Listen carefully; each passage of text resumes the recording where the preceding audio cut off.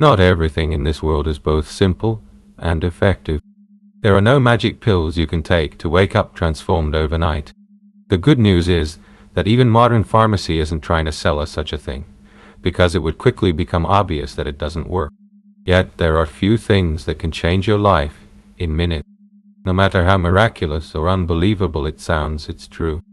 The problem arises when we're faced with a direct instruction. Go do this, and you'll feel much better. In that moment, doubt often creeps in. What is this they're trying to sell me? Push on me? Or what kind of cult are they dragging me into? These are common questions many of us have. When I first read about something like EFT, the classic version, I didn't believe that tapping on your forehead could help with anything. It wasn't even right away that I let myself be convinced to try it. But personal experience forces reflection, and it pushed me to want to know more. Sometimes I can't help but question a person's mental readiness when I demonstrate how it works, and a problem simply vanishes. But we humans are funny like that. When something is expensive and might work, we're sad we can't afford it. When it's inexpensive, we assume it's too cheap to be effective. Many of us build our lives around our problems. We create an identity with a label on our forehead. It happens to nearly everyone with a mental or physical issue. I can't guess the exact percentage, but I believe far more than half of the people on Earth, even if they knew something could help quickly, would never reach for it. This piece is for those who aren't like that, for those who are, like me, eager to change their lives fast. It's especially for anyone whose life is being eaten away by the past.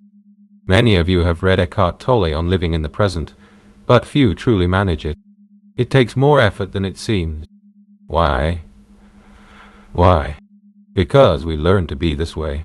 We've practiced feeling lousy as diligently as we practice driving a car. We get better and better at creating problems even where none remain.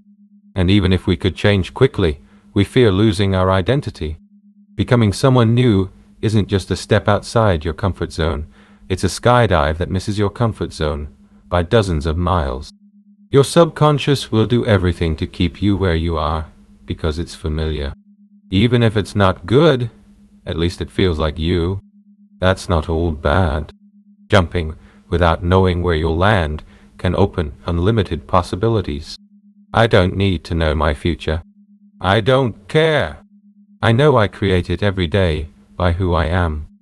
And I know that if I change my problems slowly, I may never reach my destination. Life is too short to suffer, especially from our own past. I also know that slow change is useless. Even when we're past it, we tend to circle back to our problems again and again.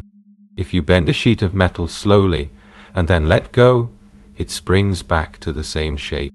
But bend it quickly with enough force and the material yields. It won't return, you'll struggle to straighten it again.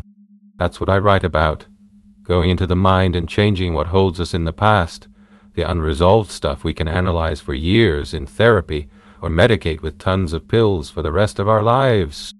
Let's skip that and do something new and unusual. Many of you reading this have memories that chase you.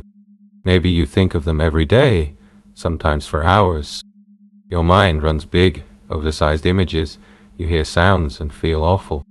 Now imagine, even if you obsessed for just 1 hour a day.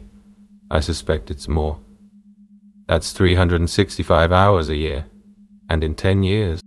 Imagine how your business or creativity could grow if you invested 3,650 extra hours over a decade.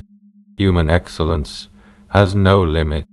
With the time you spend on the painful stuff, you could do something extraordinary. Discover a breakthrough for the environment, paint stunning works, compose beautiful music, or simply create something remarkable. Do it. Another common claim.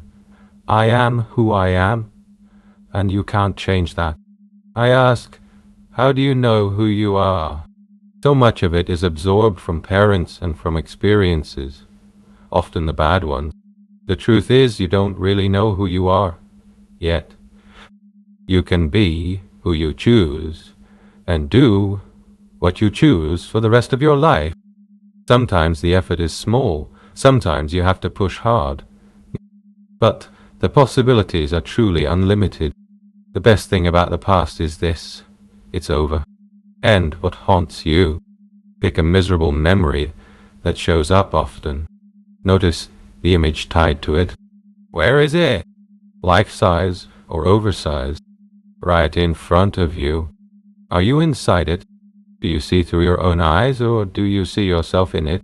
Now take that image and shrink it into the top right corner. Make it round no larger than 1/8 of the original size. Now rapidly switch its color between black and white. Make it flicker very fast for at least 5 seconds. Great! Your brain has just begun key changes. Now it's time for the second part of the work. Most memories aren't just static pictures, they're little movies. I want you to freeze that movie on a single, final frame. Now, run the movie backward in your mind. Everything happens in reverse. People speak in reverse. And it goes faster than the normal pace of the memory. Overlay a circus tune as you rewind all the way to the beginning. When it ends, clear the image to blank. Now return to the original memory and notice how your feelings have changed. You may feel a relief you haven't felt in years, especially if your past has been stealing your life for so long. You have a free hand. Recoding any negative memory this way is up to you. This process takes only a few minutes, and it can set you free. I'd love to hear your comments and wins with this simple technique. There's much, much more you can learn, and I encourage you to do whatever it takes to feel better and better and better every day. OCD? Obsessive thought? Change those too. You don't have to change only the past. You can also alter those imagined future scenes and free yourself from obsessive thinking.